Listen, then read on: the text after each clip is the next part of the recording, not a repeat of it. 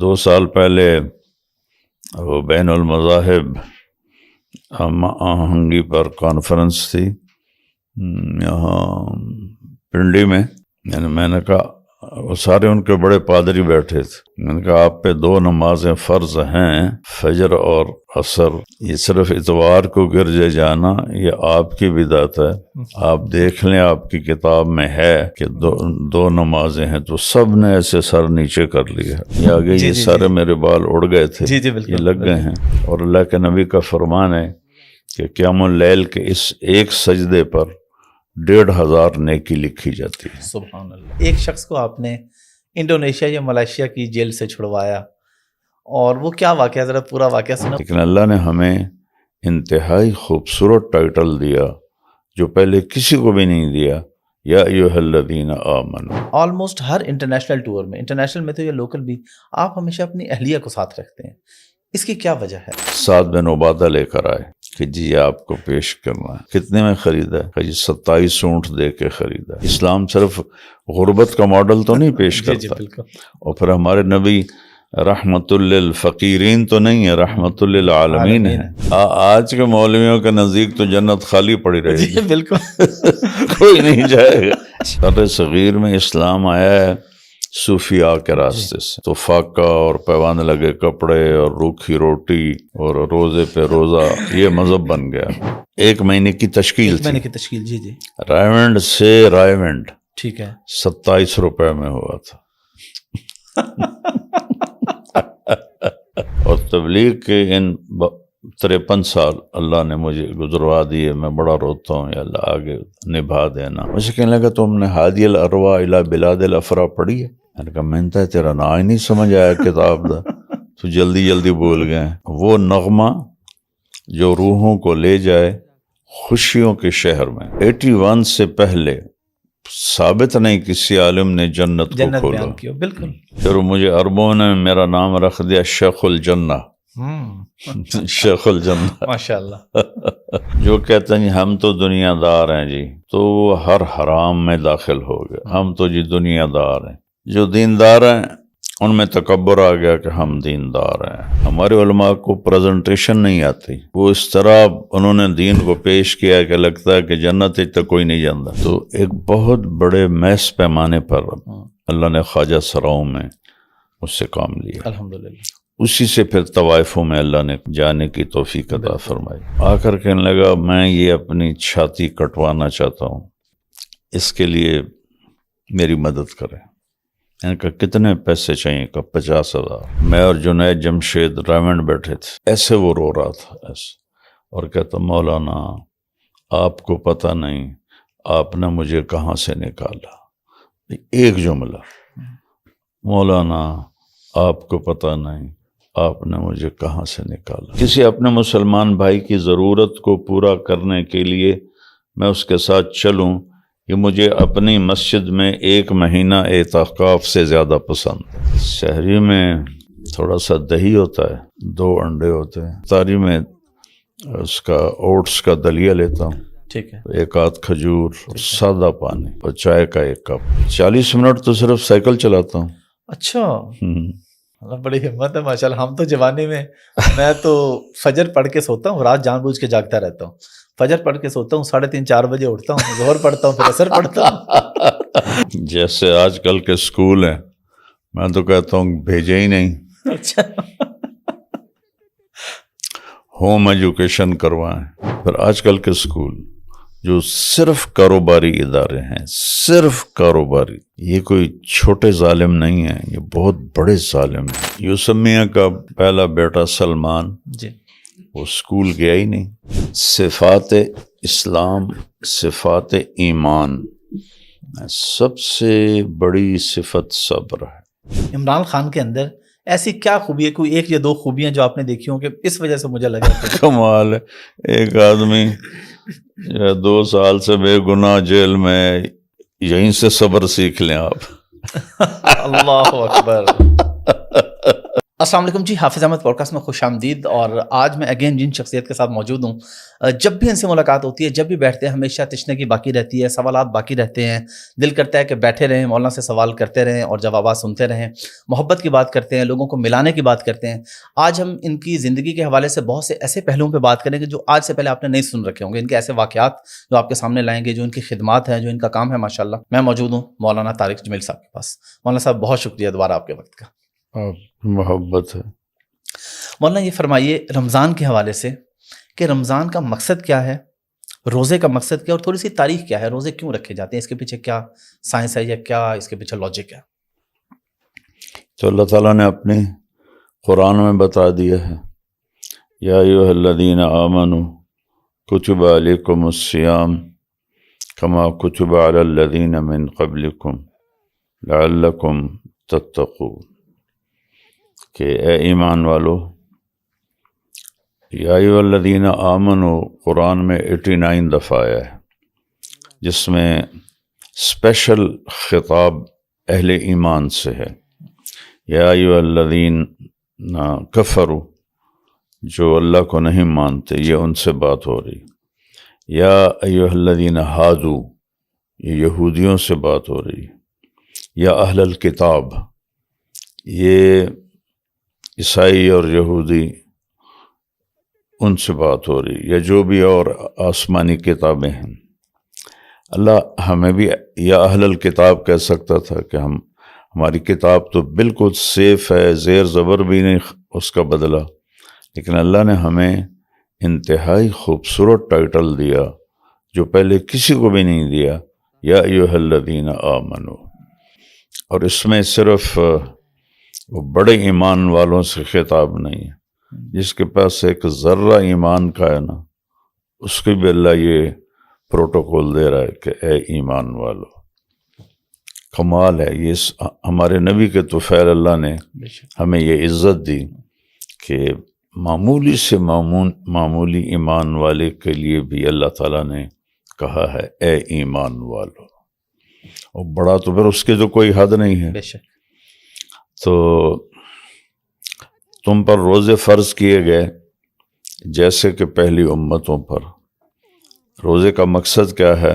لعلکم تتقون، کہ تمہیں تقوی نصیب ہو، اللہ تعالیٰ کی مان کے چلنے کی طاقت تمہارے اندر پیدا ہو. ہم اس میں حلال چیزیں بھی چھوڑ دیتے ہیں ایک مہینے کے لیے. تو اگر من صان نفسہ فی شہر رمضان، جس نے اپنے سارے وجود کا روزہ رکھا فی شہر رمضان، تو روزہ صرف منہ سے کھانے اور پینے سے رکنے کا نام نہیں، بلکہ یہاں سے لے کر وہاں تک یہ سارا روزہ ہے. تو جب ایک مہینہ ایک آدمی ان شرائط کے ساتھ وقت گزارتا ہے تو اس میں یہ طاقت پیدا ہو جاتی ہے کہ وہ اللہ تعالیٰ کی ہر بات مان سکے. یہ ہے اس کی اصل بنیاد. پہلو کا روزہ بڑا مشکل تھا کہ افطاری سے افطاری، سحری کوئی نہیں تھی. لیکن ان کے لیے قیام اللیل کوئی نہیں تھا، جو بعد میں تراویح کا لفظ آیا. چونکہ پہلی امتیں اپنی کتاب کی حافظ نہیں ہوتی تھی، حتیٰ کہ ایک سطر تک ان کو یاد نہیں ہوتی تھی، صرف نبی کو یاد ہوتی تھی. تو لہٰذا ان کی نماز باجماعت کوئی نہیں ہے، اذان کوئی نہیں ہے، حتیٰ کہ مسجد بھی کوئی نہیں ہے. معبد، عبادت خانہ، ہر ایک کا اپنا اپنا عبادت خانہ ہے، وہ اس میں عبادت کرے. اور نمازیں بھی 2 تھیں، فجر کی 2 رکعت اور عصر کی 2 رکعت. تو 2 سال پہلے وہ بین المذاہب آہنگی پر کانفرنس تھی یہاں پنڈی میں، جی، انٹر کانٹیننٹل میں، پرل کانٹیننٹل میں. میں نے وہاں بیان کیا، میں نے کہا وہ سارے ان کے بڑے پادری بیٹھے تھے، جی میں نے کہا آپ پہ 2 نمازیں فرض ہیں، فجر اور عصر کی 2 رکعت، یہ صرف اتوار کو گرجے جانا یہ آپ کی بدعت ہے، آپ دیکھ لیں آپ کی کتاب میں ہے کہ 2 نمازیں ہیں۔ تو سب نے ایسے سر نیچے کر لیا، بالکل شرمندگی ان کے چہروں پہ آ گئی۔ لیکن ہمیں اللہ تعالیٰ نے یہ نعمت بخشی کہ 5 نمازیں دیں، اس میں باجماعت دی، مسجد دی، اذان عطا فرمائی، پھر قیام اللیل عطا فرمایا رمضان میں، جس کو تراویح کہتے کا نام ملا بعد میں، اور اس میں پورا قرآن ہم سنتے ہیں، اور ہماری سحری اور افطاری دونوں چیزیں اللہ تعالیٰ نے ہمیں نعمت فرمائیں۔ شروع میں پہلے 2-3 روزے ایسے ہی فرض ہوئے کہ افطاری سے افطاری، اور اگلا روزہ کیسے شروع ہوتا تھا؟ جب کسی کی آنکھ لگ جاتی تھی مغرب کے بعد چاہے 1 منٹ کے لیے، تو اگلا روزہ شروع ہو جاتا تھا۔ تو ایک صحابی ہیں قیس بن سرمہ،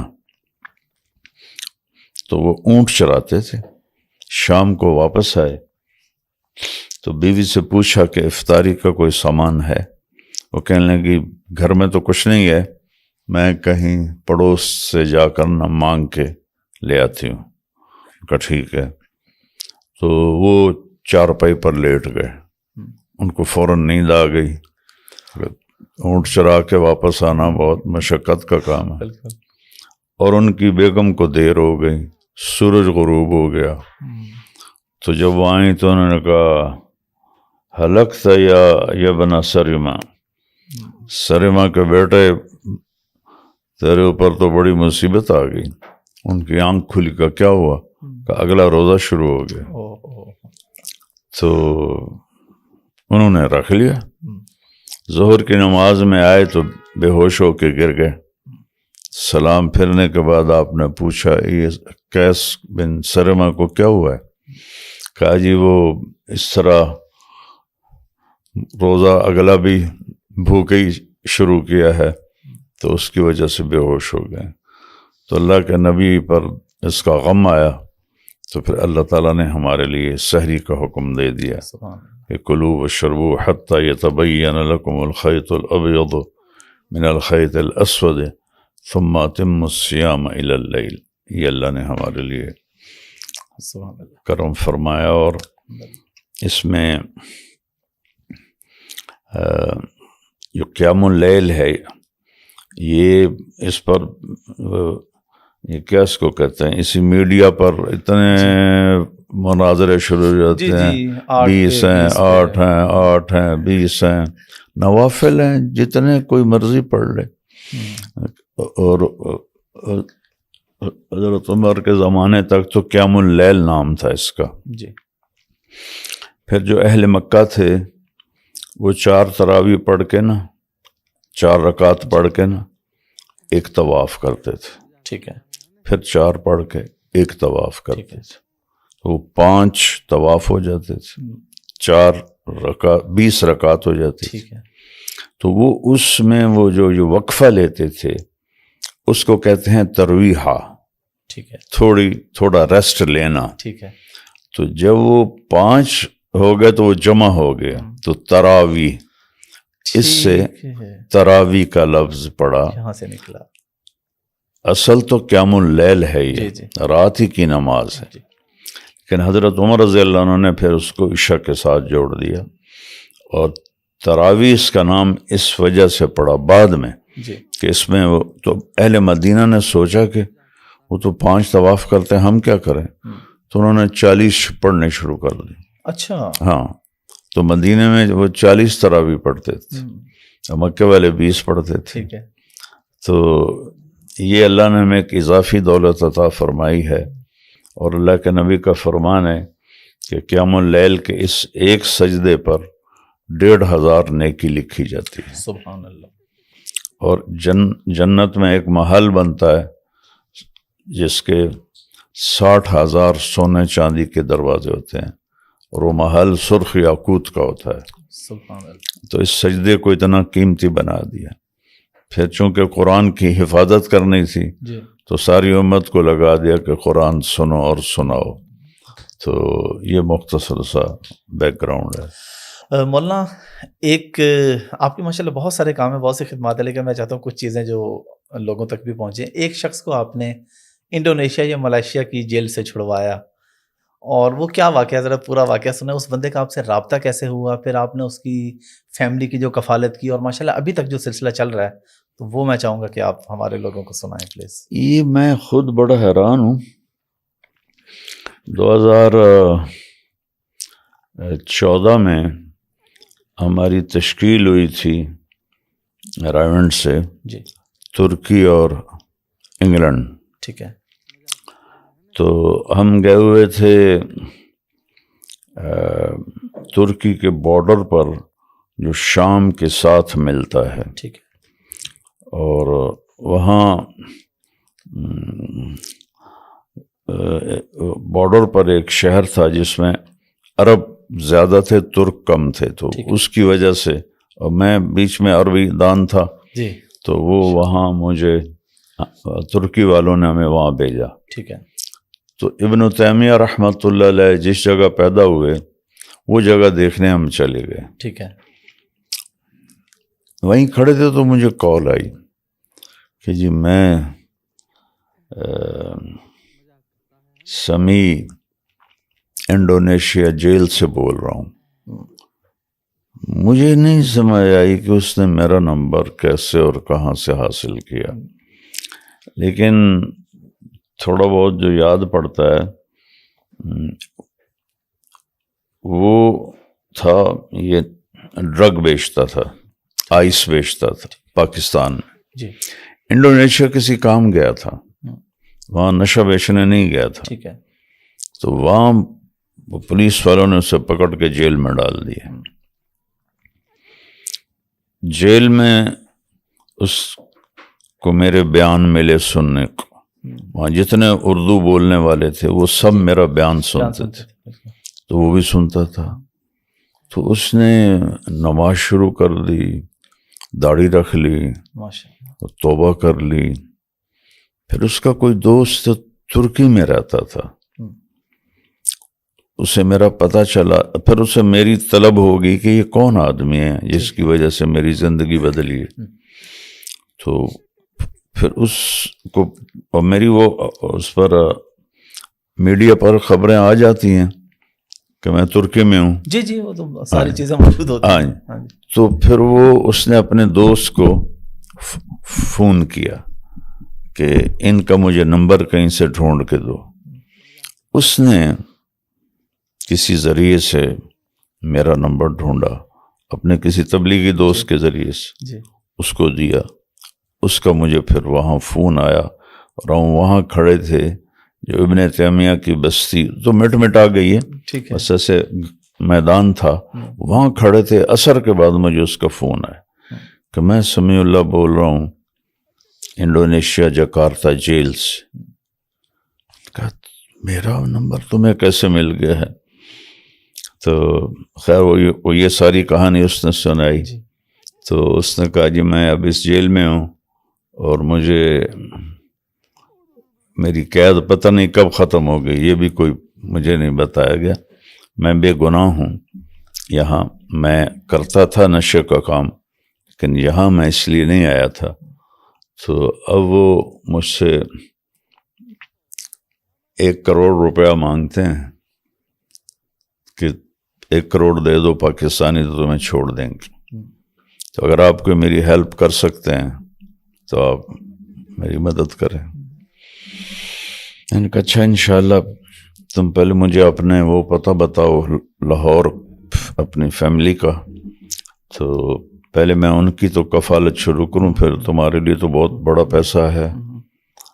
تو پھر اللہ کے فضل سے میں نے ان کے گھر رابطہ کر کے، ان کے گھر میں گیا کبھی نہیں، ان کی ماں بیوی اور بچے، ان کو میں نے ماہانہ بھیجنا شروع کر دیا. ٹھیک ہے. اور یہ سلسلہ کچھ 4 سال تک چلا. ٹھیک ہے. اس 4 سال میں میں نے اس کے لیے پیسے کا انتظام کیا اور اس کو پیسے بھجوائے. تو پھر وہ وہاں سے چھوٹ کے آیا تو پھر سیدھا میرے پاس آیا. میرے ایسے پاؤں میں بیٹھ کر میری ٹانگوں کو پکڑ کے اتنا رویا. یہ میں تو اپنے آزادی سے نا امید ہو چکا تھا کہ میں اب ایک پردیسی ہوں، کون میری مدد کرے گا، کون مجھے چھڑائے گا، کیسے میں چھوٹوں گا. یہ تو بالکل نا امیدی تھی. اللہ تعالیٰ نے آپ کو ذریعہ بنا دیا. تو اس لیے میں پاکستان آتے ہی سب سے پہلے آپ سے ملنے آیا ہوں. تو پھر اس کے بعد اس نے کہا کہ آپ مجھے اوبر لے کر دے دیں تو میں اپنی چلا لیا کروں گا. تو میں نے اپنے دوستوں اپنی فاؤنڈیشن سے کہا کہ اس کو لے کر دے. تو پھر یوسف میاں نے کہا کہ اوبر سے زیادہ بہتر ہے ہم ان کو حافظ احمد صاحب سے ان کے بچوں کو ملاتے ہیں، ان کو ملاتے ہیں، تو وہ یہ کام سیکھ لیں تو زیادہ بہتر رہے گا. الحمدللہ وہ سیکھ لیا انہوں نے اب. ماشاءاللہ کوئی سلسلہ الحمدللہ. یہ قصہ ہے. مولانا آپ کیونکہ میاں بیوی کی محبت پہ بہت زیادہ بات کرتے ہیں، اس پہ بڑا فوکس کرتے ہیں، تو میرا آپ سے یہ سوال ہے کہ آلموسٹ ہر انٹرنیشنل ٹور میں، انٹرنیشنل میں تو یا لوکل بھی، آپ ہمیشہ اپنی اہلیہ کو ساتھ رکھتے ہیں. اس کی کیا وجہ ہے کہ بیوی کے ہر سفر جو ہے وہ اہلیہ کے ساتھ ہو رہا ہے؟ اس کی وجہ سنت ہے. اچھا. میرے نبی پاک صلی اللہ علیہ وسلم سوائے بدر کے، چونکہ بدر تو ایک اچانک مارکا تھا، تو اس کے علاوہ، اور احد مدینے میں ہوا، خندق مدینے میں ہوا، اس کے علاوہ آپ ہر سفر میں اپنی ایک بیوی کو ساتھ رکھتے تھے اور قرعہ ڈالتے تھے. تو اس میں جس کا بھی نام نکل آئے ٹھیک ہے وہ آپ کے سفر میں ساتھ ہوتی تھی. تو میں نے اس سنت کو سامنے رکھ کر یہ کام کیا کہ میں جہاں جس جگہ گیا میں اپنے گھر والوں کو ساتھ لے کے جاتا ہوں. تو اللہ کا فضل ہے، اس نے بھی 6 بر اعظم دیکھ لیے ہیں اور میں نے اس سے بھی زیادہ دیکھ لی ہیں. ماشاءاللہ. اللہ قبول فرمائے. مولانا آپ کا تجربہ کیسا رہا ہے ٹرانسپلانٹ والا؟ اللہ کا فضل ہے. وہ یہ سارا یہ دیکھیں نا، یہ آگے یہ سارے میرے بال اڑ گئے تھے، یہ لگ گئے ہیں ماشاءاللہ. وہ مجھے ایک نے کہا کہ آپ تو ہر وقت سر پہ ٹوپی رکھتے ہیں، پگڑی رکھتے ہیں، آپ کو کیا ضرورت ہے؟ میں نے کہا ابن عباس کا فرمان ہے، انا اتزین لزوجتی کما احب ان تتزین لی، کہ میں اپنی بیوی کے لیے سنگھار کرتا ہوں، زیب و زینت اختیار کرتا ہوں اپنی بیوی کے لیے، کہ جیسے مجھے یہ پسند ہے کہ وہ میرے لیے میک اپ کرے، زیب و زینت کرے اور مجھے اچھی نظر آئے، تو میرے اوپر بھی تو ضروری ہے کہ میں اس کو اچھا نظر آؤں. تو یہ زیب و زینت کا اختیار کرنا شریعت کے دائرے میں یہ تو کوئی منع نہیں ہے، یہ تو ضروری ہے. ہمارے جو مرد ہیں وہ اس کا اہتمام نہیں کرتے کہ ہم اپنی بیوی کو اچھا نظر آئیں، اور ہماری عورتیں یہ اہتمام نہیں کرتی کہ اپنے خامد کو اچھی نظر آئیں. یہاں سے پھر غلط راستے کھل جاتے ہیں. آپ نے ایک حدیث میں فرمایا کہ جنت کی حور اپنے خامد کے لیے اس طرح زیب و زینت اختیار کرے گی جیسے ام سلمہ اللہ کے رسول کے لیے کرتی ہے. اللہ اکبر. اپنی ایک بیگم کا نام لے کے فرمایا جیسے ام سلمہ اللہ کے رسول کے لیے زیب و زینت اختیار کرتی ہے. تو یہ اسلام کا حکم ہے، اسلام نے اس کی اہمیت رکھی ہے کہ آپ لوگوں میں، شکل تو میں نہیں بدل سکتا ہوں لیکن اپنی وجاہت اس کو قائم رکھنا یہ بہت ضروری ہے. اب مجھے ایک حدیث یاد آ گئی کہ دمشق میں ایک صحابی تھے، تو وہ ایک مجلس لگی ہوئی تھی، اس میں ابو درداء رضی اللہ عنہ بھی بیٹھے تھے۔ وہ گزرے تو ابو درداء نے کہا کوئی اللہ کے نبی کی بات ہی سنا دیں، کلمۃ تنفعنا ولا تضرک، ایسی بات سنا دیں جو ہمیں نفع پہنچائے، آپ کو نقصان نہ ہو۔ تو انہوں نے کہا کہ اللہ کے نبی نے فرمایا اپنی احسنوا رحالکم، اپنی سواریوں کو بناؤ سنگھار کے ساتھ رکھو، اور احسنوا احوالکم، اپنے کپڑا لتا وہ بھی اچھا بنا کے رکھو، یہاں تک کہ تم محفل میں حتیٰ تکونوا کالشامۃ فی المجلس، حتیٰ کہ تم محفل میں ایسے نظر آؤ جیسے چہرے پہ تل نظر آتا ہے، اللہ اکبر، اتنے نمایاں نظر آؤ جیسے چہرے پہ تل نظر آتا ہے۔ جب سونا حرام نہیں ہوا تھا تو ایک صحابی نے اپنے بیٹے کو بھیجا کہ اللہ کے نبی کے پاس کچھ آئے ہیں کپڑے، میرے لیے ایک جوڑا لے کے آؤ۔ تو وہ جب گئے اور آپ کے دروازے پر جا کے اندر خبر پہنچائی، تو جب آپ باہر آئے تو آپ نے جو وہ لمبا چوغا پہنا ہوا تھا اس کے بارڈر پر سارا سونے کا کام ہوا تھا۔ جب سونا حرام ہوا تو پھر اس کو چھوڑ دیا گیا۔ تو زینت کا اختیار کرنا، یہ اسلام نے ہمیں یہ سبق سکھایا ہے۔ یہ بر صغیر میں اسلام آیا ہے صوفیاء کے راستے سے، تو فاقہ اور پیوند لگے کپڑے اور روکھی روٹی اور روزے پہ روزہ یہ مذہب بن گیا، یہ بات نہیں ہے۔ اللہ کے نبی نے ایک دفعہ ایک جوڑا پہنا، سعد بن عبادہ لے کر آئے کہ جی آپ کو پیش کرنا ہے۔ کہا کتنے میں خریدا ہے؟ کہا جی 27 اونٹ دے کے خریدا ہے۔ 27 اونٹ دے کے۔ اور آپ نے یہ نہیں فرمایا حرام ہے میں نہیں پہنتا،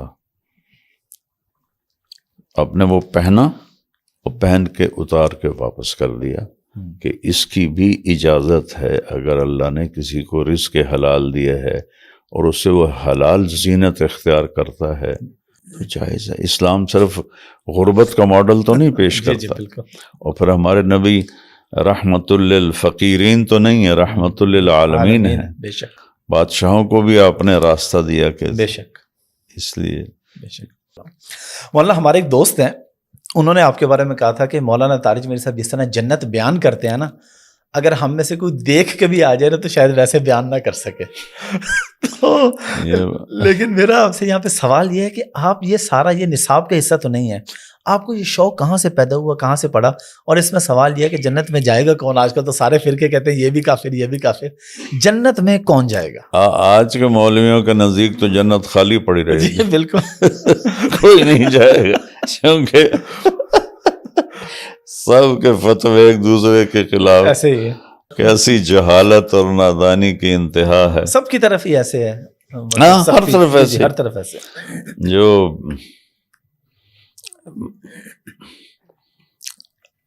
میرا ذوق تھا علمی، جی، جب میں تبلیغ میں 3 چلے لگے تو تبلیغ کے شوق میں مدرسے میں آیا، اور مدرسے میں جب میں نے اپنا تعلیمی سفر شروع کیا تو میں نے بہت اپنے آپ کو تھکایا، اور ساتھی دوست روین کرتے تھے کتابوں کو، اس کو تکرار کہتے ہیں، جی ہاں تم تو حافظ بھی ہو، بالکل، ہاں، تو میں یاد کرتا تھا، میں حفظ کرتا تھا، تو میں نے کتابوں کو یاد کیا، حدیثیں یاد کی، کتابیں یاد، منطق جیسی فضول واہیات ترین چیز زبانی یاد کر لیا، بالکل۔ یعنی میں نے منطق کو اس لیے اپنے نصاب سے نہیں نکالا کہ میں منطق کو جانتا نہیں، سلم تک تو میں نے یاد کی ہیں کتابیں، اس کی. اور مرقات کو میں نے اپنے ہاتھوں سے لکھا تھا زبانی. مطلب یہ بہت بڑی خطا ہے اہل علم کی منطق پڑھانا، اور ظلم ہے، اور ان بچوں کے ساتھ خیانت ہے کہ ان کو آج کل منطق پڑھا رہے ہیں کہ جس کا وجود ہی کوئی نہیں ہے، اور قرآن سے جوڑتے ہیں کہ قرآن ہی نہیں سمجھ میں آ سکتا اگر منطق نہ آتی ہو. بہت دکھ ہوتا ہے. تو وہ میرا ذوق بن گیا علمی. ٹھیک ہے. 4 مہینے تبلیغ میں لگے، 7 سال اس طرح سفر کیا کہ دن رات ایک کر دیے. بالکل. تو پھر ان کا وزن زیادہ ہو گیا، تو میرا ذوق علمی بن گیا. مجھے مطالعے کا شوق تھا پاگلوں کی طرح. اور پھر اللہ کی قدرت یہ کہ میرے ذمے مدرسے میں پڑھانا نہیں لگا. جب میں رائمنڈ میں نے اپنی زندگی کو پیش کیا جی. تو ایسا ہوتا تھا جو عالم رائمنڈ میں زندگی پیش کرتا تھا اس کا آدھا وقت مدرسہ میں ہوتا تھا، آدھا وقت تبلیغ مسجد کے اندر. جی. میں گیا تو پتہ نہیں، عبداللہ صاحب رحمہ اللہ اس آدمی کی قبر ٹھنڈی کرے، آمین. ان کی ہر ناگواری میں نے فائدہ پایا، ان کی طرف سے جو بھی ناگواری ہے. اور تبلیغ کے ان 53 سال اللہ نے مجھے گزروا دیے. میں بڑا روتا ہوں، یا اللہ آگے نبھا دینا، آمین، محروم نہ کرنا. تو سب سے ناگوار فیصلہ تھا میرے لیے ان 53 سال میں جب انہوں نے کہا کہ اس کو مدرسے میں نہیں، عربوں کے کمرے میں رکھو، وہاں ایک مولوی کی مستقل ضرورت. تو میرے لگا جیسے میرے نیچے سے زمین نکل گئی. لیکن میں نے کہا ان لوگوں کے ذریعے سے ہدایت ملی ہے، ماننا ہے جو یہ کہیں گے. تو میرے پاس مطالعے کا ذوق اور کوئی کتاب پڑھانا ذمے کوئی نہیں، تو میرا مطالعہ کھل گیا. تو پھر میں نے مطلب جنت کو جب پڑھا، اور وہ بھی ایک اتفاق کہ میں جب سال لگا رہا تھا تو ایک کویت کا تھا شیخ اکرم وقت لگا رہا تھا، ڈینٹسٹ یہیں بنا تھا وہ. ٹھیک ہے. مجھے کہنے لگا تم نے ہادی الارواح الی بلاد الافراح پڑھی ہے؟ میں نے کہا میں تیرا نا ہی نہیں سمجھ آیا کتاب دا، تو جلدی بول گئے. جی جی. میں کہا دوبارہ بتاؤ کیا ہے؟ کہنے لگا ہادی الارواح الی بلاد الافراح. یہ ہا ہے حلوے والی، کہ وہ نغمہ جو روحوں کو لے جائے خوشیوں کے شہر میں. سبحان اللہ. یہ کتاب کے اس نام کا ترجمہ ہے. تو وہ ابن القیم ایک بہت بڑا نام ہے، انہوں نے لکھی. یعنی کہ یار میں نے تو نام ہی آج سنا ہے. کہ اس وقت ہم گجراں والے میں تشکیل میں تھے، فروری کا مہینہ تھا، ٹھیک ہے، 1981. کہنے کہ رائمنڈ چلیں گے میں تمہیں دوں گا. جب ہم تشکیل گزار کے رائمنڈ آئے اور اس نے مجھے وہ کتاب دی، میں نے اسے پڑھنا شروع کیا، میرا اپنا دماغ گھوم گیا. میں کہا یا اللہ، ہمیں تو رفع یدین پڑھاتے رہے اور سورۃ فاتحہ نہیں پڑھنی، رفع یدین نہیں کرنی، آمین اونچی نہیں کرنی، تراویح 20 ہیں 8 نہیں ہیں، پتہ نہیں کیا کیا. جو حنفی شافی مقابلہ تھا وہی پڑھا ہم نے. تو پھر میں نے اس کو تفصیل سے پڑھا اور کئی دفعہ پڑھا، اور میں نے اس کو بیان کرنا شروع کیا. تو 81 سے پہلے ثابت نہیں کسی عالم نے جنت کو کھولا. بالکل. تو میں خود بھی پاگل ہو گیا پڑھ کے، تو جو سنتا تھا وہ بھی پاگل ہو جاتا تھا. تو اس طرح اللہ نے پھر میں نے کئی کتابیں اکٹھی کی، جو کتاب ملی وہ میں نے لے لی اور ان کو پڑھا. پھر وہ مجھے اب بھی یاد تو کافی ہیں لیکن بھول زیادہ گئی ہیں. ایک پچھلے 5 برس کا سردرد، مسلسل سردرد، تو اندازہ ہے، دیکھا ہوا ہے. اور ایک پھر کتابیں چھوٹ گئیں، جی، مطالعہ چھوٹ گیا. تو اس طرح اللہ نے جنت مجھ سے بیان کروانی شروع کی، اور اللہ کے فضل و کرم سے کتنے نوجوانوں کی زندگیاں بدلی ہیں. بدلیں، بے شک، بالکل. 1000 آیات ہیں آخرت کے بارے میں. 1000 یعنی قرآن کا 1/6 حصہ جی جنت اور جہنم پر. 1000 آیات. پھر مجھے عربوں نے میرا نام رکھ دیا شیخ الجنہ. شیخ الجنہ. ماشاء اللہ. تو مولانا جنت میں جانے کا راستہ کیا ہے ایک عام مسلمان، اور کیا دین اور دنیا الگ الگ ہے؟ دیندار اور دنیا دار کا جو ہمارے ہاں کانسیپٹ ہے یہ، اور جنت میں جانے کا راستہ بتا دیں. پہلے تو یہ کانسیپٹ ہی غلط ہے کہ دیندار اور دنیا دار. ٹھیک ہے. جو بھی انسان اس دنیا میں ہے وہ دنیا دار ہے، ٹھیک ہے، اور جو ایمان والا ہے وہ دیندار ہے. ہے. تو اس میں کوئی تفریق تو ہے ہی نہیں. ٹھیک ہے، بالکل ٹھیک ہے. تو وہ اس طرح جو کہتے ہیں ہم تو دنیا دار ہیں جی، تو وہ ہر حرام میں داخل ہو گئے. ہم تو جی دنیا دار ہیں. جو دیندار ہیں ان میں تکبر آ گیا کہ ہم دیندار ہیں. ایک دفعہ ایک صاحب کہنے لگے مجھ میں کوئی کمی دکھاؤ. جیسے کوئی نبی بن گیا ہو. کمی سے پاک تو معصوم ہی ہے. بے شک. مجھ میں کوئی کمی دکھاؤ. اس حد تک جہالت چلی گئی. تو دنیا داری کے لیبل نے غلط راہوں پہ چلا دیا. دینداری کے لیبل نے عجب میں مبتلا کر دیا، تکبر میں.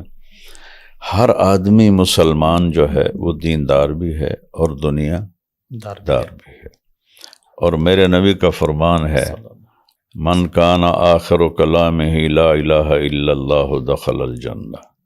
جس کا مرتے وقت لا الہ الا اللہ زبان پہ آ گیا وہ جنت میں چلا گیا. تو جنت کو اللہ نے آسان بنایا ہے، مشکل تو نہیں. چند باتیں ہیں، کوئی دین اتنا مشکل ہے؟ تو ہماری خواہشات نے بیچ میں آڑے آ کر مشکل شکل بنا دی ہے. میرے نبی نے کہا ان اللہ شرع الدین. شرع کہتے ہیں بہتے پانی کو. ٹھیک ہے. تو بہتے پانی میں کتنی زندگی چھپی ہوئی ہے اور کتنی خوبصورتی چھپی ہوئی ہے. لوگ فورٹ منرو بھی بہت ٹھنڈا ہے جی، وہاں نہیں جاتے، مری جاتے ہیں. بالکل کہ وہاں پانی ہے، چشمے ہیں. میں فورٹ منرو بھی گیا ہوں، رہا بھی ہوں. جی جی. خشک پہاڑ ہے، ادھر پانی ہے اور بہتا پانی اور پھر چشمے کا پانی. کیا حسن ہے وہ. پہلا لفظ ہی بتا رہا ہے کہ دین بڑا خوبصورت ہے. ان اللہ شرع الدین. اللہ تعالیٰ نے بہتا چشمہ بنایا تمہارا دین. وجعلہ سہلا، اسے آسان بنایا. سمحا، اسے نرم بنایا.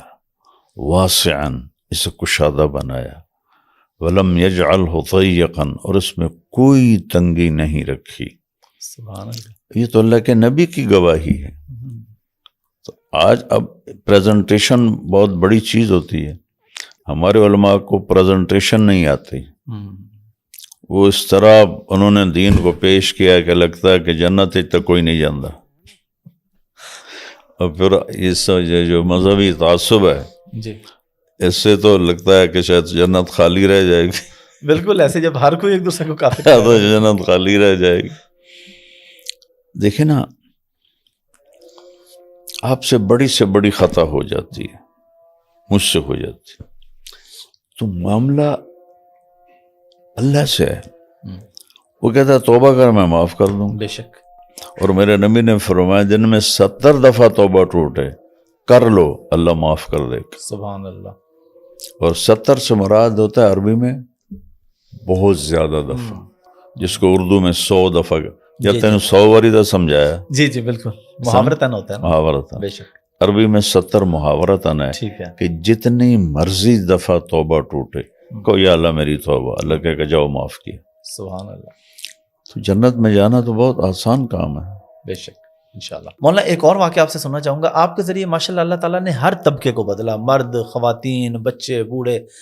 ایک مجھے رات کو یوسف بھائی نے بتایا، ہم اکٹھے تھے تو انہوں نے بتایا کہ ایک خواجہ سرا جس کو آپ نے اس نے کہا جی میں نکلنا چاہتا ہوں، آپ نے اس کو نکالا، اس کو فلیٹ لے کے دیا، اس کو منتھلی دے رہے ہیں، ابھی پچھلے دنوں وہ یہاں بھی آیا ہوا تھا، وہ ذرا بتائیں کیا واقعہ اور کس طرح اس بندے کو، اس طرح کے سینکڑوں ہیں لیکن میں وہ ایک مثال آپ سے سننا چاہ رہا ہوں۔ سب سے پہلے یہ میں بعد میں بتاتا ہوں، سب سے پہلے سن 2000 میں مجھے خیال آیا، ہماری جماعت 15 دن کے لیے تو لمبے ہی آئی ہوئی تھی اپنے ٹھیک ہے ٹاؤن میں، ٹھیک ہے، میں نے کہا یار ہم نے خواجہ سرا بھی تو میرے نبی کی امت ہے، ہم نے کبھی ان میں کوئی کام ہی نہیں کیا، تو میں نے ایک مقامی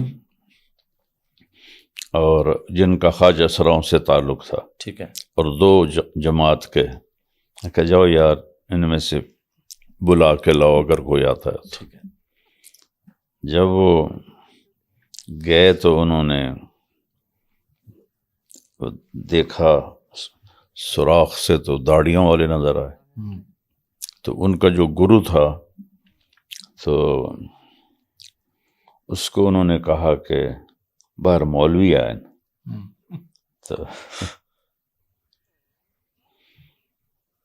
دوسرے نے کہا نہیں وہ نال دعا بھی ہے، اپنا بیلی بھی ہے، ٹھیک ہے، میں کہا چلو کھول دیو دروازہ، تو دروازہ کھول دیا، وہ بیٹھے مووی دیکھ رہے تھے، انہوں نے کہا ساڑی گل تو سن لو، کہ جیسے مووی ویکھ رہے ہیں، انہوں نے کہا چلو ویکھو، مووی ختم ہو گئی تو کہ جی اب ہماری بات سن لو، نہیں ابھی ہم نے اپنے پریکٹس کرنی ہے، ریہرسل کرنی ہے، پارٹی ہے، ٹھیک ہے، ڈانس کی، ڈانس پہ شروع ہو گیا۔ ان 2 تبلیغوں میں ایک شوبز کا لڑکا تھا، ٹھیک ہے، وہ بیٹھ کے انتظار کرتے رہے، پھر جب ان کا ڈانس ختم ہوا، رمضان کا مہینہ تھا، اچھا، ہاں، تو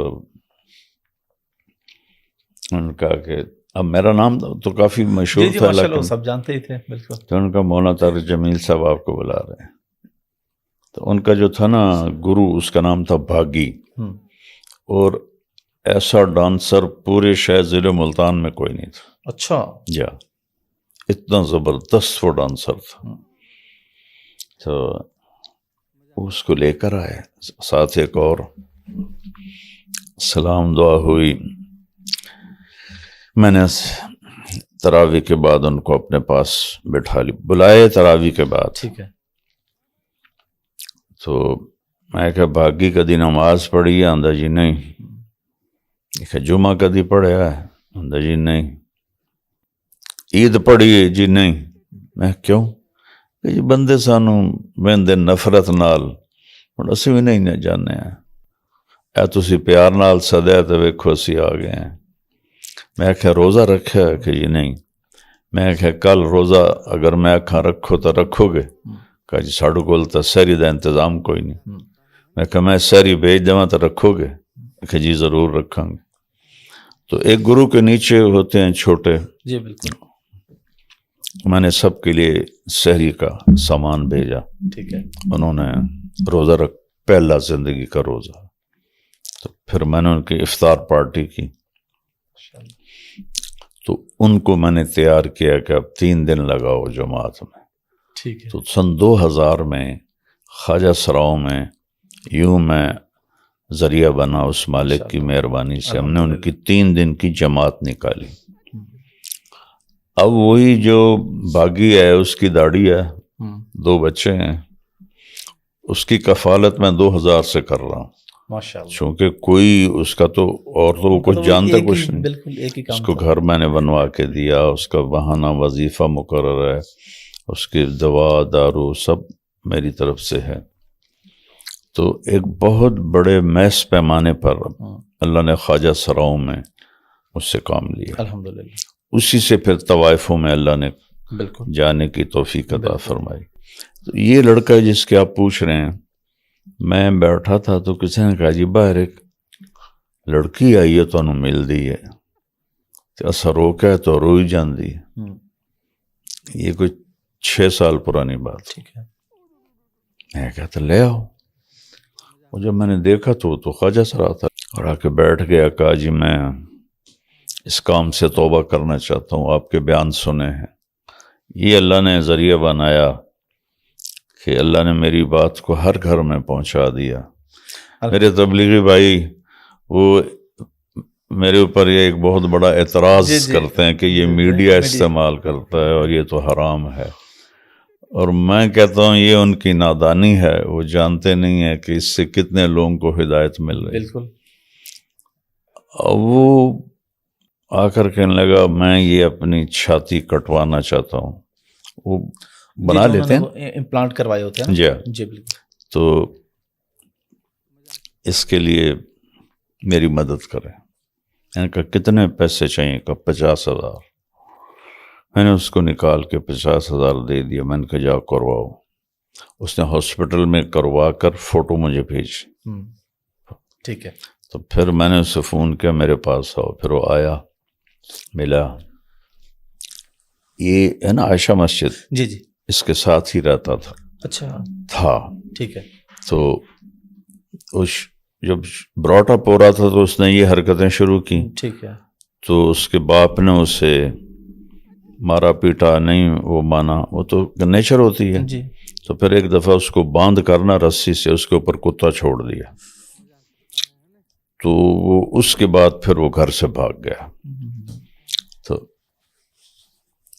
اللہ نے میری باتوں کو ذریعہ بنایا. تو کچھ دن کے بعد پھر وہ میرے پاس آیا کہ جی میرا تو کوئی روزگار نہیں ہے، تو میں نے بال بھی کٹوا دیے ہیں، تو میں چاہتا ہوں میں دوبارہ اپنے روٹی کے لیے یہ کام کروں، تو مجھے وگ لے کر دیں کوئی اچھی سی.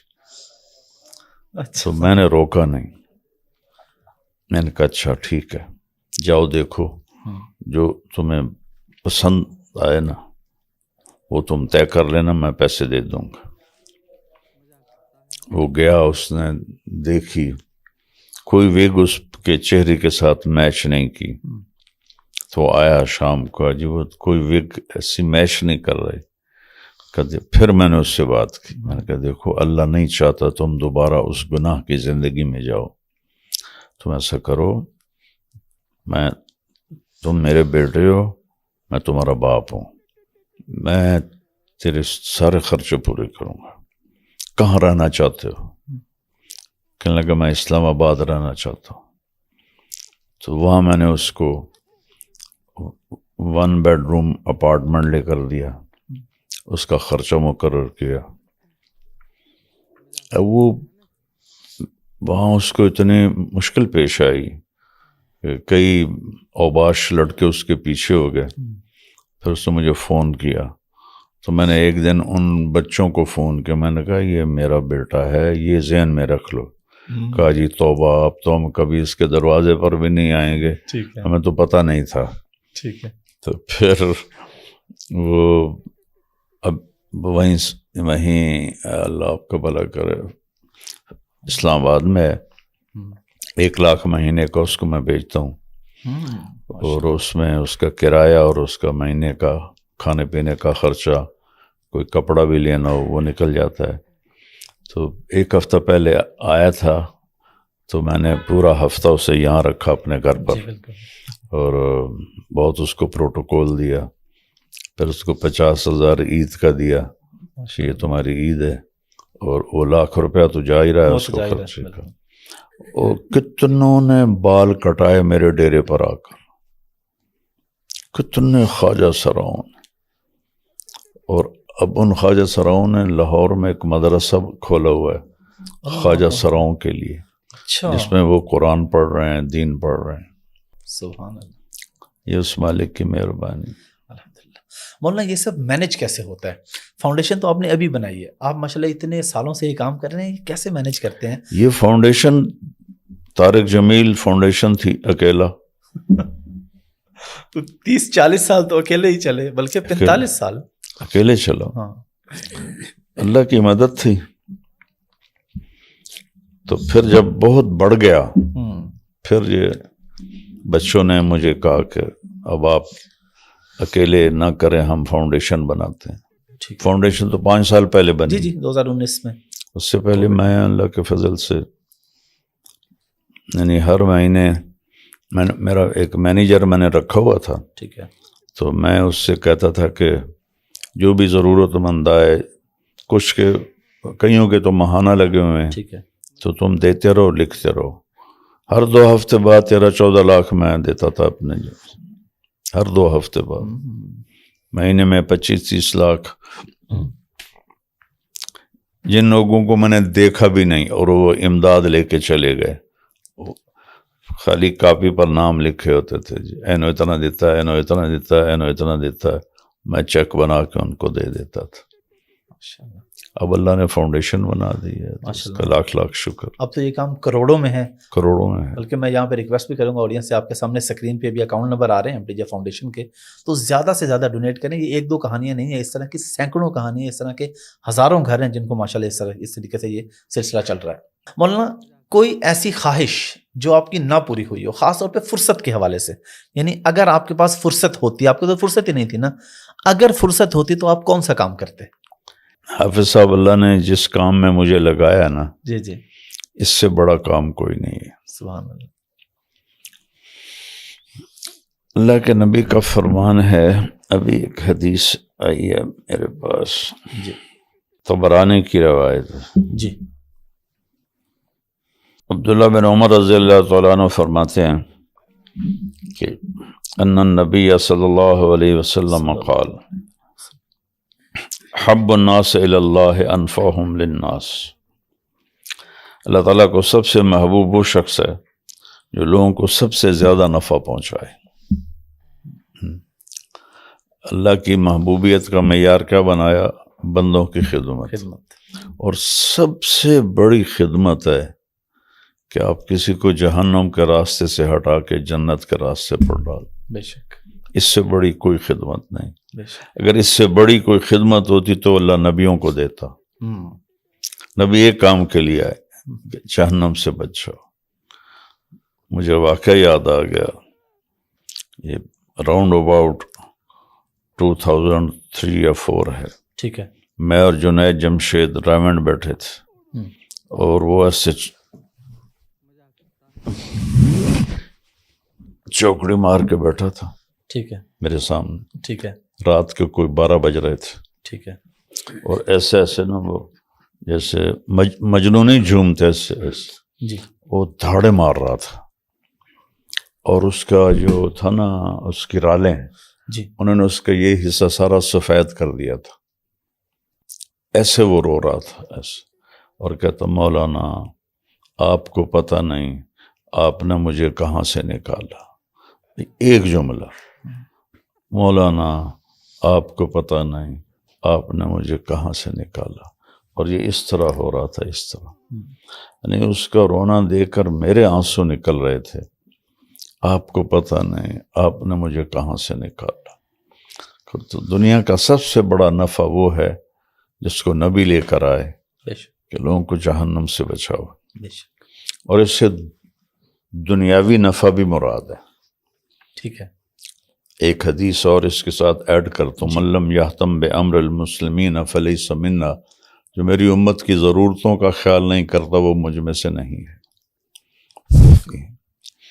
پھر آپ نے فرمایا حب الاعمال الی اللہ سرور تدخلہ علی مسلم، اللہ کی بارگاہ میں سب سے محبوب عمل وہ خوشی ہے جو تو کسی مسلمان کے گھر داخل کرتا ہے، اور تکشف عنہ کربتاً، یا اس کا کوئی دکھ تو دور کر دیتا ہے، اور تقضی عنہ دیناً، یا اس کا تو قرضہ ادا کر دیتا ہے، اور تطرد عنہ جوعاً، یا تو اس کے گھر میں بھوک ہے اور ان کو کھانا دے دیتا ہے، ولا ان امشی ما اخلنی فی حاجت، میں اپنے کسی مسلمان بھائی کی ضرورت کے لیے چلوں، احب علی من ان اعتکف فی ھذا المسجد، یعنی مسجد المدینہ شہرا، کسی اپنے مسلمان بھائی کی ضرورت کو پورا کرنے کے لیے میں اس کے ساتھ چلوں، یہ مجھے اپنی مسجد میں 1 مہینہ اعتکاف سے زیادہ پسند ہے۔ اللہ اکبر، مسجد نبوی 1 مہینہ اعتکاف سے مجھے یہ زیادہ پسند ہے، چلوں، آگے ضرورت پوری ہو نہ ہو وہ ذکر نہیں ہے، صرف کوشش، صرف کوشش. اللہ اکبر. تو یہ لوگوں کو کی خدمت اللہ تعالیٰ کو اس طرح پسند ہے. مجھے اللہ نے اس کام میں لگایا جس میں بس یہ میری حسرت باقی رہ گئی کہ میں نے جیسے کرنا تھا ویسے نہیں کیا، باقی میری اور حسرت کوئی نہیں ہے. لیکن یہ تو آپ کہہ رہے ہیں نا، جتنے لوگوں کا نفع ہوا ہے ماشاءاللہ وہ تو بہت بڑا کام ہے. جی اس مالک کی مہربانی. بے شک. مولانا سحری اور افطاری آپ کس طرح کی کرتے ہیں؟ افطاری میں بھی خوب اسی طرح جس طرح ہم لوگ پکوڑے سموسے اور یہ چیزیں. سحری کیا ہوتی ہے آپ کی، افطاری کیا ہوتی ہے؟ میری سحری میں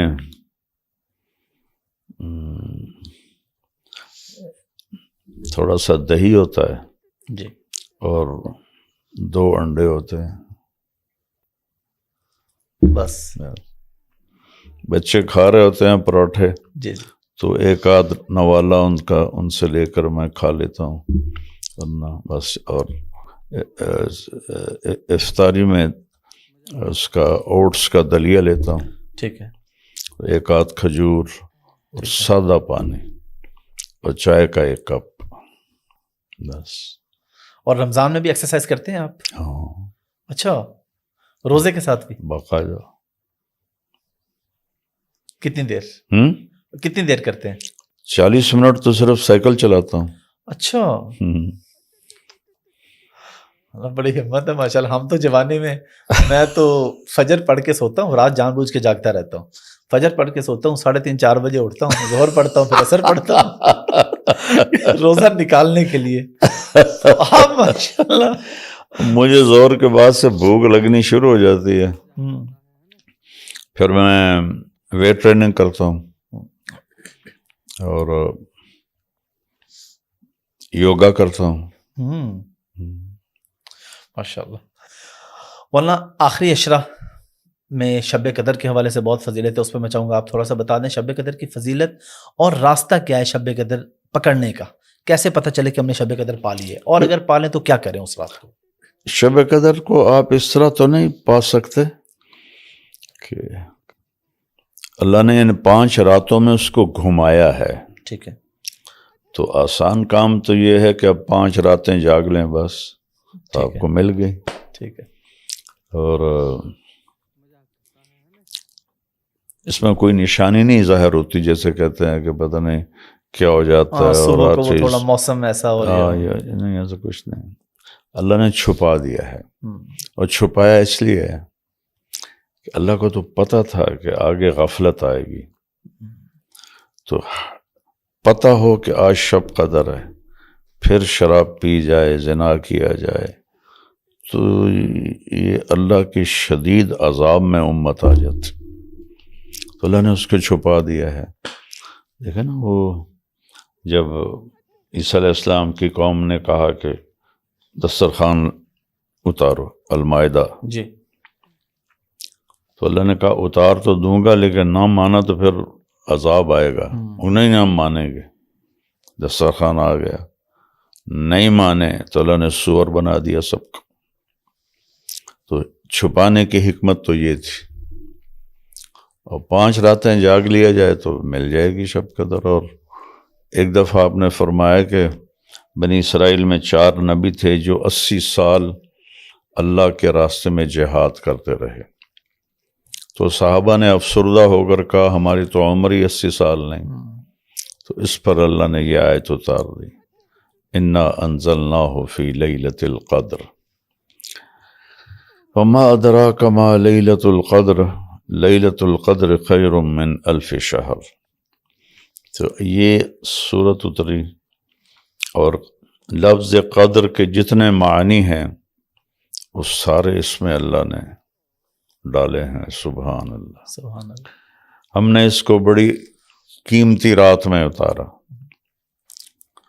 اور تمہیں پتہ ہے کہ اس قیمتی رات کی قیمت کیا ہے؟ اب پھر قدر، یہاں پہلے قیمتی اب قیمت. ٹھیک ہے. لیلۃ القدر خیر من 1000 شہر، اس کی قیمت 1000 مہینے سے زائد بندگی ہے.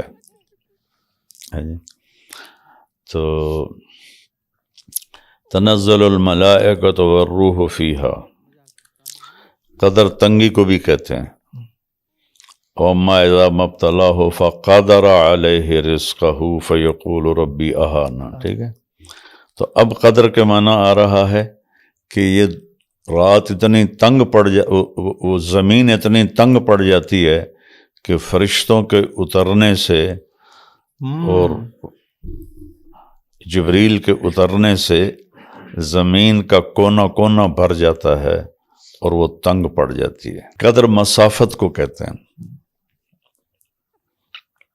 پیمانے کو کہتے ہیں. ٹھیک ہے، تو اس کی مسافت کتنی ہے، اس کا پیمانہ کیا ہے؟ سلام ہی حتی مطلع الفجر، کہ یہ مغرب سے شروع ہوتی ہے اور سحری پہ ختم ہو جاتی ہے. تو قدر کے ہر معنی اللہ نے اس صورت میں ڈالا ہے، اس لفظ میں ڈالا ہے. سبحان اللہ.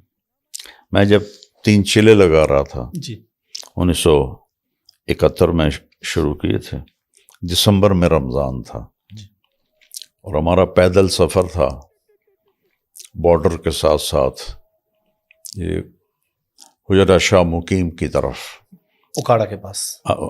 جی نہیں دیپالپور، دیپالپور اور جی قصور کے درمیان. ٹھیک ہے، اور گاؤں تھے بریلویوں کے، ٹھیک ہے. وہ ہمیں گالیاں نکالتے اور بستر اٹھا کے باہر پھینک دیتے اور بہت مشقت. اور روزے رمضان کا 1 مہینے کا سفر رائے سے، 1 مہینے کا سفر، 1 مہینے کی تشکیل 1 مہینے تھی. کی تشکیل. جی جی رائے سے رائے ٹھیک ہے. 27 روپے میں ہوا تھا. آنا جانا اور پورا مہینے کا کھانا، پورا شانا، مہینے کا سب کھانا. کچھ. اس میں ضیافت تو تھی ہی نہیں، سارے بریلوی تھے. 27 روپے سے 250 روپے میں 4 مہینے لگے تھے. کیا بات ہے. اب 2.25 لاکھ لگتے ہوں گے. 5000 میں سال لگا تھا. اللہ. اور لیوش تھا. اچھا جی جی ماشاء اللہ. ظاہر ہے آپ کے ساتھ وہ زمیندار وغیرہ یہ اس طرح کے تو نہیں اس وقت اچھا. مجھے کون جانتا تھا. اچھا میں تو رائمنڈ سے فارغ ہوا اور 1 سال لگایا. ٹھیک ٹھیک ٹھیک ٹھیک. ویسے بتا رہا ہوں سستا اتنا تھا، 5000 بہت بڑی رقم تھی 1 سال کے لیے. تو میں نے اللہ سے کہنا شروع کیا، یا اللہ پیدل سفر ہے، سردی سخت ہے، یہ 5 راتیں تو میں جاگ نہیں سکتا، جو رات ہونا مجھے جگا دینا. سبحان اللہ. یہ میں نے پہلی رمضان سے مانگنا شروع کر دی. ٹھیک ہے. عجیب بات. تم اہل حدیث کے گاؤں میں تھے، 12 بجے کسی نے مجھے یہاں سے پکڑ کے ایسے اٹھا دیا، بالکل فزیکلی یہاں ہاتھ لگا اور مجھے اٹھا دیا. میں ایسے اٹھ کے بیٹھ گیا، ادھر دیکھا مجھے کس نے اٹھایا ہے، کوئی بھی نہیں. میں نے گھڑی دیکھی، 12 بج رہے تھے. میں نے پھر رضائی اوپر لی اور لیٹ گیا تو ایک دم کرنٹ لگا. آج تو 21 کی رات. تو میں نے رضائی پھینکی اور اٹھ کے باہر چلا گیا. پھر سحری تک میں اپنے نفل پڑھتا رہا اور ایک دعا کی رٹ لگائی کہ مجھے اس کام کے لیے بس تو قبول کر لے. سبحان اللہ. جب ہم واپس رائونڈ چلے تو ایک منڈی سوندا سنگھ ہے جی حجرہ شاہ مقیم سے تھوڑا پہلے، جی. وہاں سے بس پہ سوار ہوئے اور مجھے خیال شروع ہو گئے، ادھر تو ڈاکٹر بن رہا ہے، ادھر تو نے کہا کہ ساری زندگی کے لیے قبول فرما لے، تو یہ کیسے ہوگا؟ یہ سارا راستے ٹک ٹک ٹک ٹک ٹک. میں اچھا جو میرے اللہ کو منظور ہے ہو جائے گا. ٹھیک ہے. تو بس وہ ہو گیا اور اللہ نے ایسے پکڑ کے مجھے ادھر لگا دیا. سبحان اللہ. اس رات میں کوئی خاص دعا ہے، کوئی خاص عبادت ہے؟ اللہ کے نبی نے فرمایا، حضرت عائشہ نے پوچھا اگر شب قدر مل جائے تو کیا دعا کریں؟ تو کہ اللہم انک عفو تحب العفو فاعف عنی، کہ یہ دعا مانگو. چھوٹی سی دعا ہے اور دعا کوئی خاص عبادت کوئی خاص کوئی نہیں ہے. ٹھیک ہے. وہی ہیں، نفل ہیں، تلاوت ہے، ذکر ہے، دعا ہے، بس یہ ہے۔ مولانا بچوں کو کس عمر میں اسکول داخل کروانا چاہیے؟ آج کل ہمارے ہاں ہوتا ہے 2.5-3 سال میں کروا دیتے ہیں، تو ہماری شریعت کیا کہتی ہے؟ آپ کا کیا مزاج ہے؟ آپ کیا کہتے ہیں کہ بچوں کو کب اسکول بھیجیں؟ جیسے آج کل کے اسکول ہیں، میں تو کہتا ہوں بھیجے ہی نہیں، اچھا ہوم ایجوکیشن کروائیں۔ اچھا 3 سال کے بچے کو بھیجنا ظلم عظیم ہے۔ 3 سال کے بچے کو ماں کی گود چاہیے۔ یہ ماں باپ کی جہالت اور ظلم ہے کہ روتا ہوا اس کو لے جاتے ہیں، روتے ہوئے کو لے کر آتے ہیں، تو آہستہ آہستہ اس کے محبت کے نیوران جل جاتے ہیں، اور اس میں اور ماں باپ میں گیپ آ جاتا ہے، وہ کبھی فل نہیں ہوتا۔ اپنے نبی کی سنو نا کہ 7 سال سے پہلے نماز بھی نہیں کہنی، تو اسکول کیا چیز ہے؟ اور پھر آج کل کے اسکول جو صرف کاروباری ادارے ہیں، صرف کاروباری،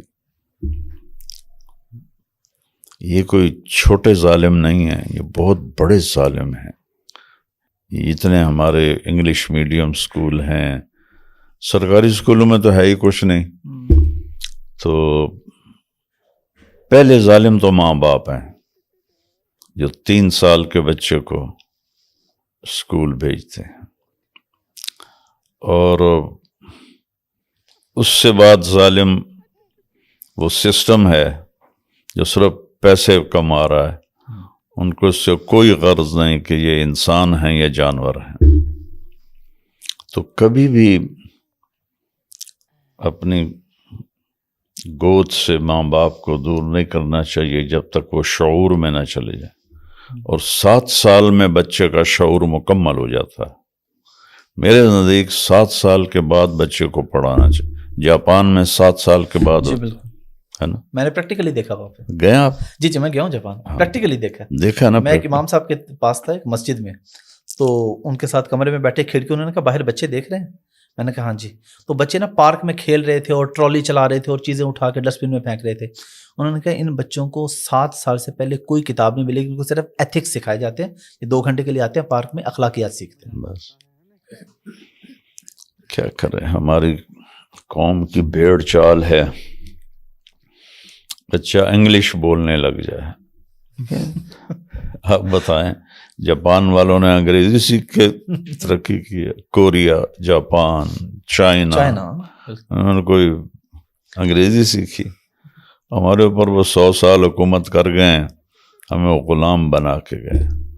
7 برس تک میرا نبی کہتا ہے نماز بھی نہ کہو، 7 کے بعد نماز کے لیے کہنا شروع کرو۔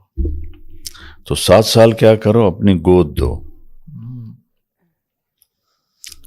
اس 7 سال میں آپ کا اور بچے کا ایک تعلق بن جائے گا۔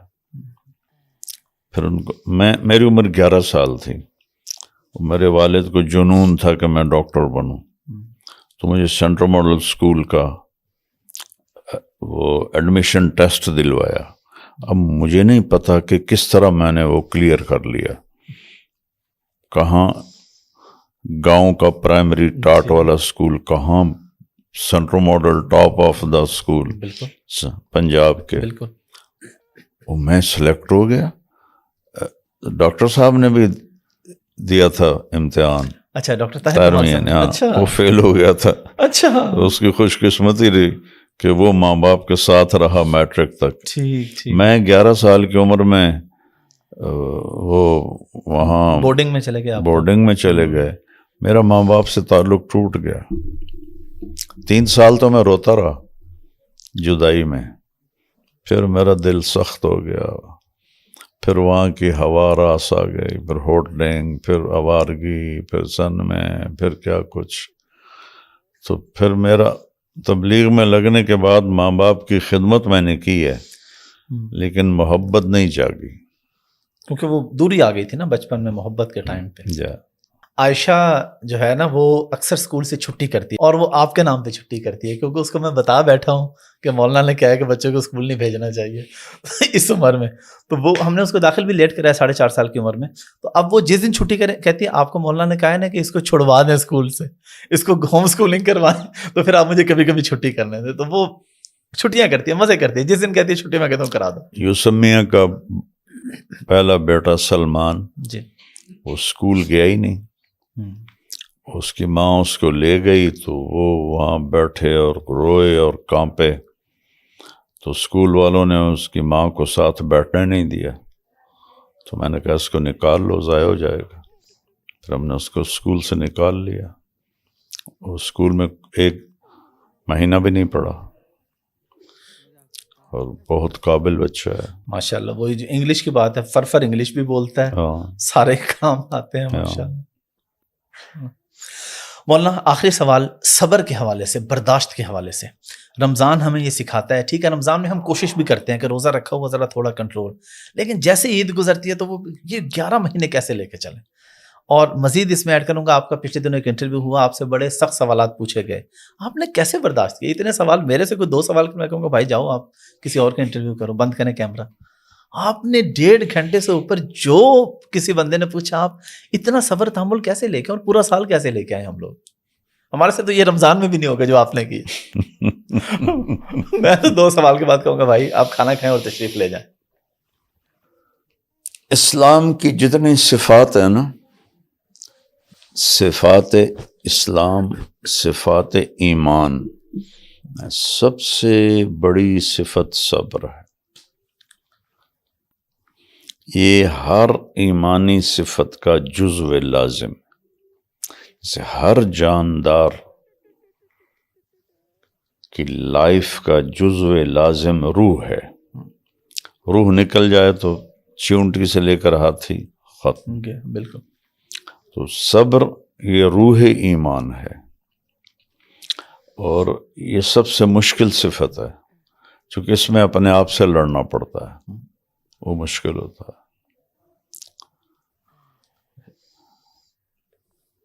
اور کوئی عمل ایسا نہیں جو انسان کر نہ سکے. ہاں کسی میں محنت زیادہ لگتی ہے، تو اس میں محنت زیادہ لگتی ہے. اپنے آپ پر قابو، جذبات پہ قابو، زبان پہ قابو، اور اللہ سے مانگنا. تو کبھی ہوگا کبھی نہیں ہوگا. جب نہیں ہوگا اللہ سے معافی مانگیں گے، پھر نیت کر لیں گے. پھر ٹوٹے گا، پھر اللہ سے معافی مانگیں گے، پھر شروع کر دیں گے.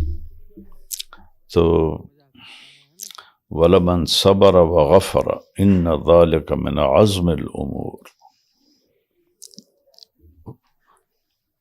وَلَمَنْ، من کے اوپر لام ہے.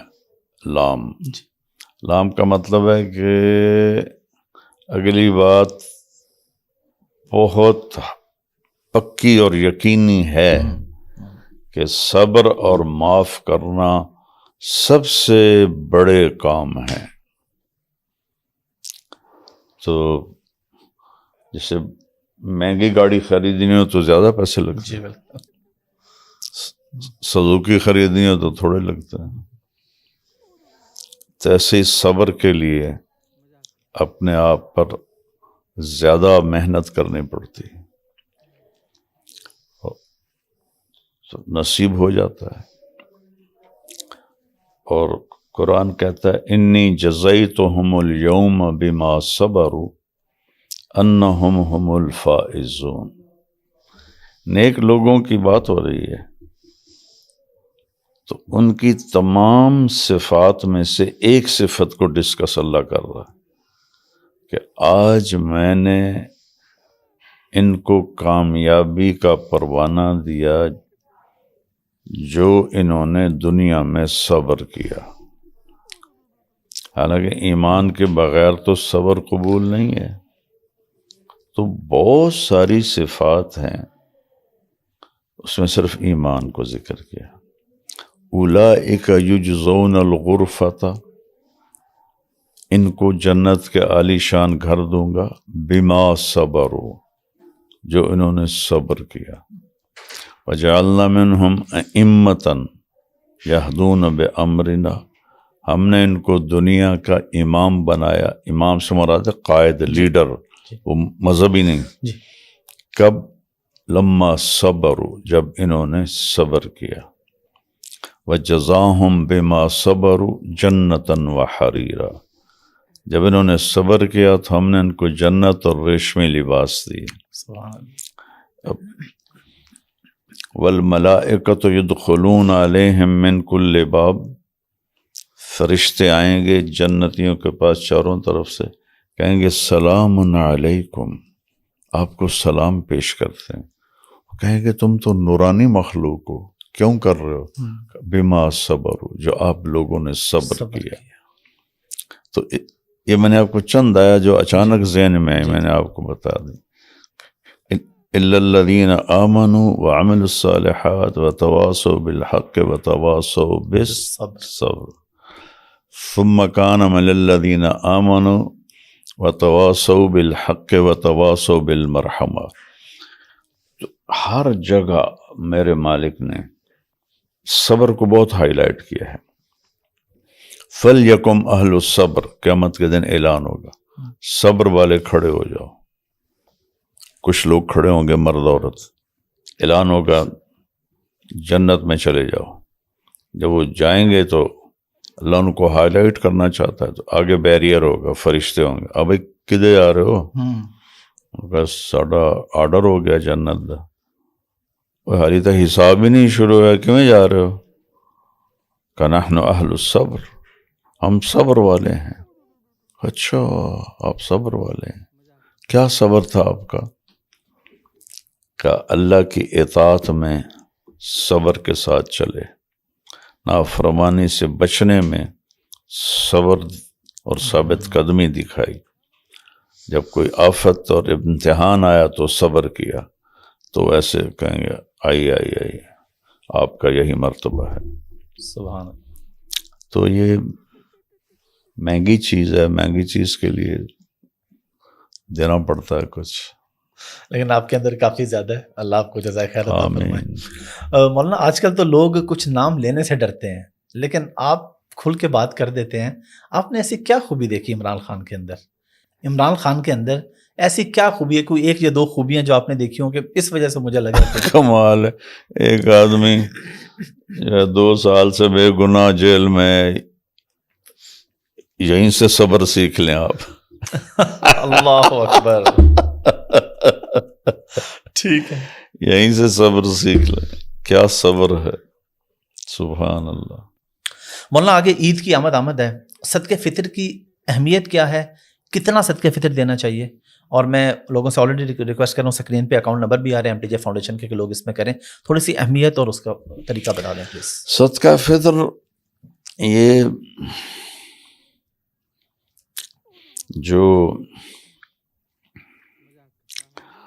مالدار آدمی ہے اس پر فرض ہی ہے، اور اس کی مقدار 2 سیر گندم عام جو بتائی جاتی ہے. جی. میرے نبی کشمش کا دیتے تھے، کھجور دیتے تھے، جو دیتے تھے. تو مالدار لوگوں کو چاہیے جو سب سے مہنگا صدقہ فطر ہے وہ دیں، وہ ہے کشمش، کہ جو وہ کھجور سے بھی مہنگی ہے، گندم سے بھی، جو سے بھی. تو اگر وہ اور وہ بنتا بھی پورا 1 سا ہے، یعنی کوئی 3.5 کلو. ٹھیک ہے. تو وہ اس کے حساب سے دیں غریبوں کو، اور عید کے آنے سے پہلے دیں. ٹھیک ہے. اور روزوں کے درمیان میں دیں. روز جب رمضان ختم ہو جائے نا، پھر صدقہ فطر کی وہ قوت نہیں رہتی. ٹھیک ہے. اس کے روزے لٹک جاتے ہیں، اوپر نہیں جاتے. تو یہ ہے کہ ضرورت مند لوگوں کی عید اچھی گزر جائے. اب 2 سیر گندم سے تو اچھی نہیں گزر گئی.